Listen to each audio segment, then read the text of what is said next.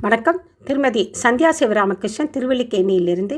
வேதம் தழைத்தோங்க பெரிவா மேற்கொண்ட பணிகளின் தொகுப்பு என்ற வரிசையில் பெரிவாளின் கரிசனம் என்ற பதிவை தான் பார்க்க போகிறோம். பெரிவா கும்பகோணம் காஞ்சிபுரத்தில் முகாமிட்டிருந்தார். அங்கு வெகு விமரிசையாக வியாச பூஜை நடந்து கொண்டிருந்தது. ஸ்ரீ சந்திரமௌலீஸ்வரர் பூஜை முடிந்து எல்லா பக்தர்களும் பெரிவாளை தரிசிக்க முட்டி மோதி கொண்டிருந்தனர்.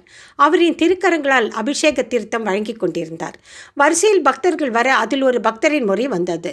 பிரசாதம் தரும்போது மகான் அவரை நிமிர்ந்து பார்த்தார். பிறகு அவரிடம், நாளை நீ வேத பாராயணத்துக்கு சீக்கிரம் வந்துடு என்று சொன்னார். மகானின் உத்தரவுக்கு மறுப்பேது? அவரும் மறுநாள் காலையில் மகான் இட்ட கட்டளைப்படியே வேத விற்பனர்களின் அந்த பாராயண நிகழ்ச்சியில் கலந்து கொண்டார். பாராயணம் நடந்து கொண்டிருக்கும் வேளை அந்த நேரத்தில் பெரிவா திடீர் விஜயம் செய்தார். வழக்கமாக இப்படி அவர் வருவது இல்லை. முதல் நாள் தன்னிடம் அனுகிரகம் பெற்ற குறிப்பிட்ட அந்த பக்தர் மனமுருகி பாராயணம் செய்வதை கவனித்தார். அந்த பக்தருக்கு மட்டும் அவ்வப்போது மூச்சடைத்தது. தடுமாறியவாறே கஷ்டத்துடன் ஸ்லோகங்களை சொல்லி வந்தார் அவர். அவருக்கு தொண்டையிலோ அல்லது சுவாசப்பையிலோ ஏதோ கோளாறு இருக்கிறது என்பதை மகான் உணர்ந்தார். வேத பாராயணம் முடிந்து எல்லோருக்கும் பிரசாதம் வழங்கும் நேரத்தில் அந்த பக்தரை மட்டும் தனிப்பட்ட முறையில் கூப்பிட்டு கொஞ்சம் காத்திருக்க சொன்னார். பக்தருக்கு மனதில் கவலை. தனது பாராயணத்தில் பெரிவா ஏதோ குறை கண்டுபிடித்திருக்கிறார். அதை சுட்டிக்காட்டி கண்டிக்கத்தான் இருக்க சொல்லியிருக்கிறார் என்று சஞ்சலத்துடனே காணப்பட்டார்.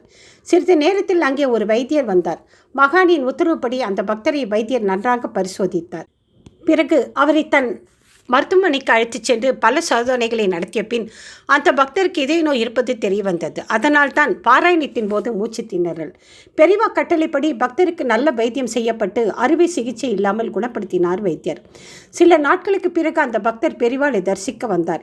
இப்போது நீ கொஞ்ச நேரம் வேத பாராயணம் செய் என்று அவருக்கு கட்டளையிட்டார் மகான். எந்த விதமான தடங்களும் இல்லாமல் வேத பாராயணம் செய்தார் அவர்.